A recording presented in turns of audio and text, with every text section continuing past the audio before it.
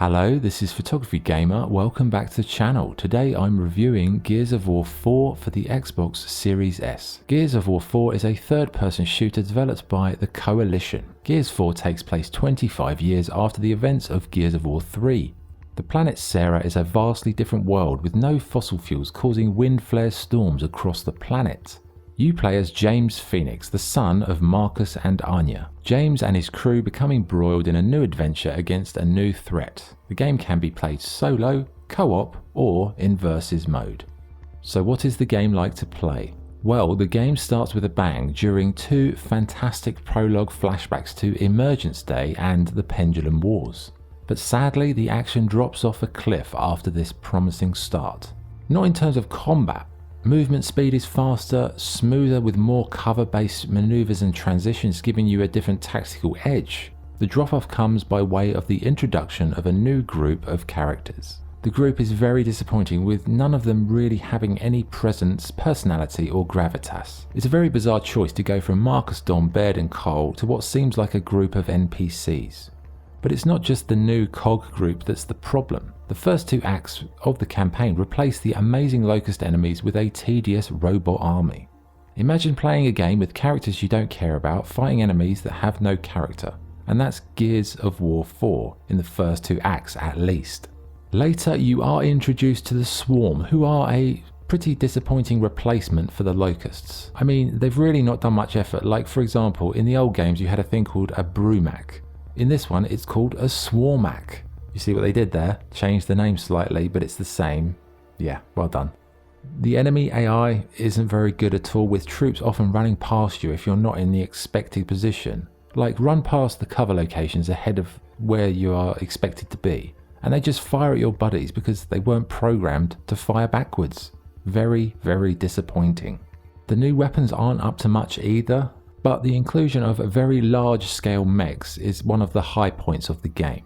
Okay, so back to the new Gears squad. You play as James, who's a bit like a Nathan Drake clone if Nathan Drake put on 50 pounds and had his personality removed.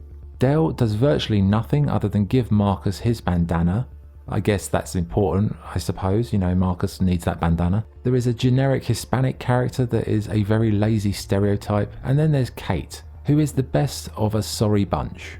As the game progresses, Kate does take more of a centre stage, but even then, she feels more like an NPC than a lead character.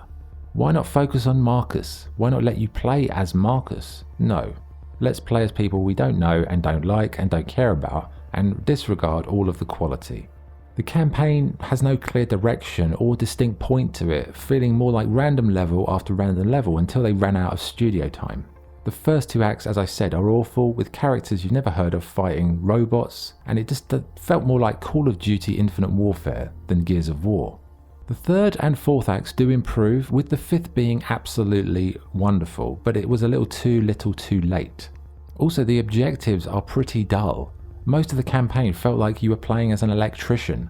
Turn on this power switch, turn on this generator, where's the power? The vast majority of the campaign just passes you by. The Swarm make it a little bit more like a Gears game, but even then it's very underwhelming. There's also a new Horde mode, which they've somehow managed to ruin as well. The only good point to it are the ability to place defences anywhere, and also craft guns at your fabricator. The bad points? Well, where to start? Firstly, matches end up being bogged down by admin. Every time you kill an enemy, they drop a token, which you have to physically go and collect. Then take all your tokens to the fabricator box. Then you can craft what you need. Then you have to walk incredibly slowly to the place you want to put it. My god, what have they done here? It completely misses the point of Horde mode and turns what was an amazing mode into something you'll just get tired of very quickly. Add to that the grind is in there as well, of leveling class skills, recycling items in the menu. And it shows that the Coalition have managed to turn what was a guaranteed fun mode into something Gears veterans will just walk away from very quickly. Add to that the over-monetization of the Horde mode, with packs to buy and shocking facts that the best maps are all behind a paywall. The Horde mode in Gears 3 was much better. When you killed an enemy, you collected the points automatically. Then between waves you spent those points on fortifications or weapons. It kept the action moving and didn't require this back and forth nonsense of token collection. Really, all they needed to do was add mobile fortification crafting and auto collection of tokens and it would have been amazing, but as it stands, it's really not worth your time. Which is a massive shame, as Horde mode was one of the most memorable aspects of Gears. If only they could have used the Fabricator to make a decent story, characters, campaign and Horde mode.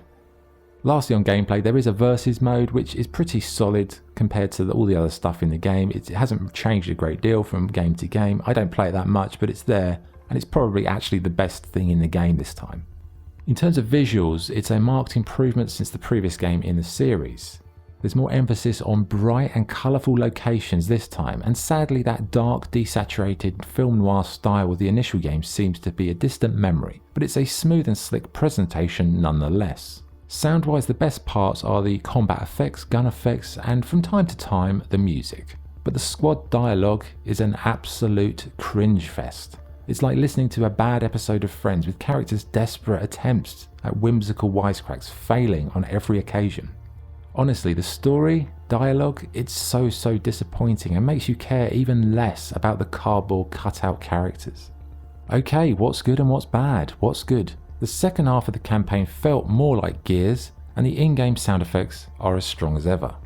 What's bad? The campaign is forgettable and tedious, barring the final act.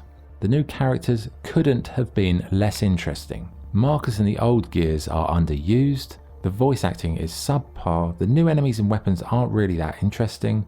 Horde mode has been turned into a monetized admin heavy snooze fest, and on the whole it feels like a Gears game made by people who don't understand what made Gears so successful in the first place.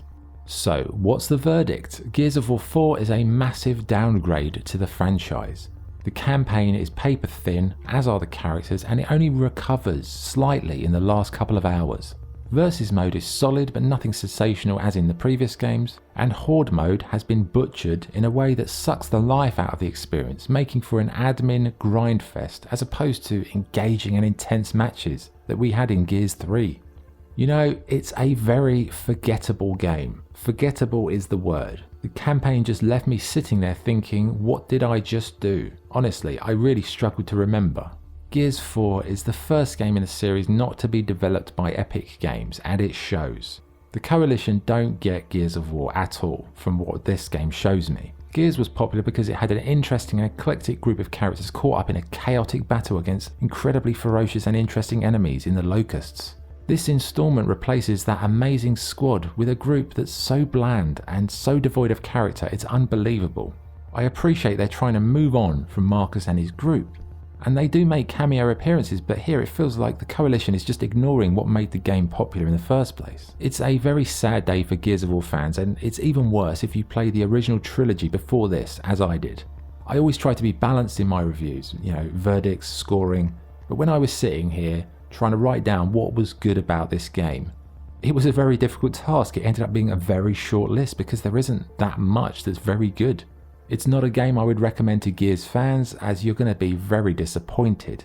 I can't even recommend the Horde mode, which is amazing, because how can you mess up Horde mode? But somehow they've downgraded it from Gears 3, so go back, play Horde mode in Gears of War 3, because that is fantastic.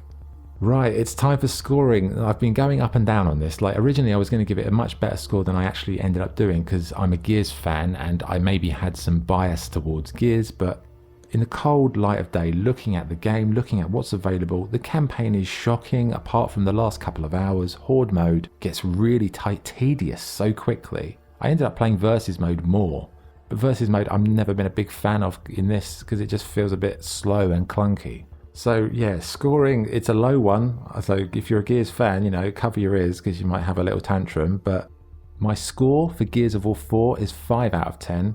Because I can't give it any more because the campaign is bang average, Horde mode has been butchered, and all you've really got is Versus mode. And if you're not into Versus mode, what's here? Like I said, very disappointing, very forgettable. Okay, that was the review. Thank you for watching. If you enjoyed the video, please like and subscribe. But for now, this is Photography Gamer signing off. Thank you.